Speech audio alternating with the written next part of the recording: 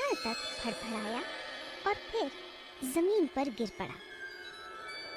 एक 10 वर्षीय चश्माधारी बालक जिसने पक्षी पर गोली चलाई थी भाग कर आया और उसे उठा लिया। पक्षी गौरैया जैसा लगता था, मगर यह देखकर बालक को आश्चर्य हुआ कि उसके गले पर पीला धब्बा था। दुविधा में पड़कर बालक उस पक्षी को अपने चाचा अमीरुद्दीन तैयब जी, जो खूंखार जानवरों के शिकारी थे, के पास ले गया और पूछा कि यह किस किस्म की चिड़िया है। उसके चाचा इस बारे में कुछ नहीं जानते थे, लेकिन वे बालक को मुंबई नेचुरल हिस्ट्री सोसाइटी के ऑफिस ले गए। अपोलो स्ट्रीट पर एक बड़े भवन में एक छोटा सा कमरा। लड़के का परिचय W.S. मिलार्ड से, जो सोसाइटी के अवैतनिक सचिव थे, कराया गया। मिलार्ड को यह देखकर आश्चर्य हुआ कि एक भारतीय लड़का यह पूछ रहा है कि उसने कौन सी चिड़िया मारी है। वे उसे एक कमरे में ले गए जहां तरह तरह के मरे हुए पक्षियों के शरीरों में भूसा भरकर रखा हुआ था। एक के बाद दूसरे दराज खोले गए और तरह तरह की चिड़िया दिखाई गईं। लड़के ने शायद यह कल्पना भी नहीं की थी कि पक्षी भी इतने प्रकार के होते हैं। वह आश्चर्यचकित सा मुंह बाए देखने एक दराज खोला जिसमें तरह तरह की गौरैया रखी थी। सावधानी से देखकर मिलार्ड ने एक मरा हुआ पक्षी उठाया। यह पक्षी बिल्कुल वैसा ही था जैसा बालक अपने साथ लाया था। यह एक नर बया पक्षी था। वह केवल वर्षा ऋतु में ही पहचाना जा सकता है, जब उसके गले पर पीला धब्बा उभर आता है। लड़के ने विस्मित होकर कहा, मिलार्ड अंकल, मुझे नहीं पता था कि इतने तरह के पक्षी होते हैं। मैं इनके बारे में सीखना चाहता हूँ। मिलार्ड ने मुस्कुराकर सिर हिलाया। उन्होंने अब तक पक्षियों के बारे में जानने के लिए किसी वयस्क में भी विशेष उत्साह नहीं देखा था। उसके पश्चात वह बालक प्रायः वहां आने लगा। वह सीखने लगा कि पक्षियों को कैसे पहचाना जाता है, मरे पक्षी को सुरक्षित रखने के लिए उनके शरीर को कैसे भरा जाता है। इस बालक का नाम था सालिम मोइजुद्दीन अब्दुल अली, जिन्हें सारा संसार असाधारण पक्षी प्रेमी सालिम अली के नाम से जानता है। उनका जन्म 12 नवंबर सन 1896 को हुआ था। अपनी उम्र के 90 दशक में पहुंचकर भी पक्षियों में उनकी रुचि वैसी ही थी जैसी तब थी जब वो पहले पहल मिलार्ड से मिले थे। उन्होंने पक्षियों के संरक्षण के लिए जो योगदान दिया है, उसके लिए उन्हें J. Paul Getty wildlife conservation पुरस्कार मिला है।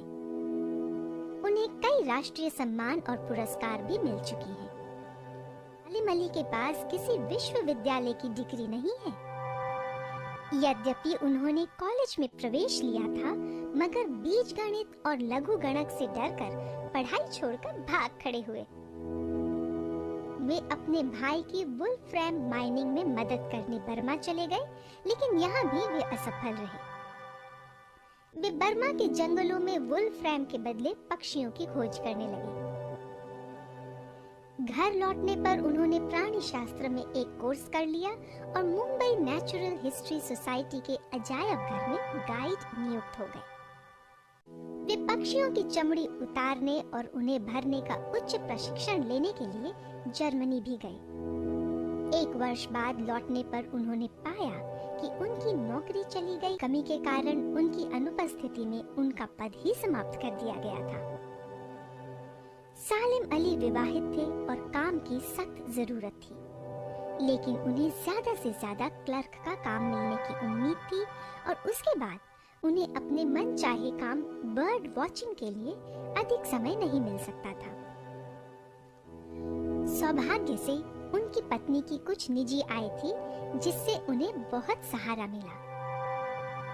उन्होंने बंदरगाह के पार किहिम में एक छोटा सा घर ले लिया। वह घर पेड़ों के बीच बना हुआ था और वहां बड़ी शांति थी। जब वर्षा ऋतु आई तो सालिम अली ने देखा कि घर के पास ही बया पक्षियों ने एक पेड़ पर अपनी बस्ती बनाई है। तब तक बया पक्षी के बारे में लोगों को कुछ ज्यादा जानकारी नहीं थी। इन पक्षियों का अध्ययन करने का सालिम अली के लिए यह सुनहरा अवसर था। 3-4 महीने तक वे रोज घंटों बड़े धैर्य से इन पक्षियों को वहां कार्यरत देखते रहते। सन 1930 में इस अध्ययन के परिणाम को प्रकाशित किया तो उन्हें पक्षी विज्ञान यानी ऑर्निथोलॉजी में खूब ख्याति मिली। जो महीने उन्होंने बया पक्षियों का अध्ययन करते हुए बिताए थे, उससे उन्हें स्वयं परीक्षण और प्रेक्षण का महत्व समझ में आया और वे यह भी जान गए कि आंख बंद करके किसी भी बात को, चाहे वह कितनी भी प्रसिद्ध व्यक्ति ने क्यों न कही हो, स्वीकार नहीं करना चाहिए। वे अपने पर्यवेक्षण के परिणामों को बार बार जांचते थे और जल्दी किसी परिणाम पर नहीं पहुंचते थे। इससे इनके विचारों और राय को आधिकारिक माना जाने लगा और इसी कारण कई बार उनका टकराव वरिष्ठ पक्षी प्रेमियों से हुआ। इसका प्रसिद्ध उदाहरण है रैकेट टेल्ड ड्रोंगो में दुम के परों का निकलना। एक प्रसिद्ध पक्षी विज्ञानी ने कहा कि सालिम अली का प्रेक्षण गलत है, लेकिन फिर अंततः सालिम अली ही ठीक निकले। उनकी फिन बया की खोज भी महत्वपूर्ण योगदान है। समझा जाता था कि 100 वर्ष से भी वह पक्षी विलुप्त हो गया है, मगर सालिम अली ने कुमाऊं की पहाड़ियों में उसे खोज निकाला। अपने बचपन में सालिम अली को भारतीय पक्षियों की एक अच्छी पुस्तक की कमी बहुत खलती थी। जो कुछ पुस्तकें उपलब्ध थीं, उनमें चित्र ही नहीं थे और इनमें केवल उकता देने वाला विस्तृत वर्णन था। ऐसी पुस्तकें किसी का पक्षियों के प्रति उत्साह बढ़ाने के स्थान पर उसे बिल्कुल खत्म कर देती हैं, विशेषकर बच्चों में। सन 1941 में उन्होंने यह कमी पूरी करने की कोशिश की और बुक ऑफ इंडियन बर्ड्स लिखी। उसमें सुंदर वर्णन भी था और प्रत्येक जाति के पक्षियों के सुंदर चित्र भी। किसी अजनबी के लिए भी उसे देखकर पक्षी पहचानना आसान हो गया। सन 1948 में उन्होंने प्रसिद्ध पक्षी प्रेमी एस डिलर रिप्ले के साथ एक अन्य महत्वाकांक्षी योजना पर काम आरंभ किया। दोनों ने 10 खंडों में एक पुस्तक लिखी, handbook of the birds of India and Pakistan. इस पुस्तक में इस उपमहाद्वीप में पाए जाने वाले सभी पक्षियों के बारे में जानकारी है। उनकी आकृति, वे कहाँ मिलते हैं, उनकी प्रजनन की आदतें, प्रव्रजन यानी माइग्रेशन, और यह भी कि उनके बारे में क्या जानना बाकी है। सालिम अली बर्ड वॉचिंग के लिए सारे देश में घूमे हैं।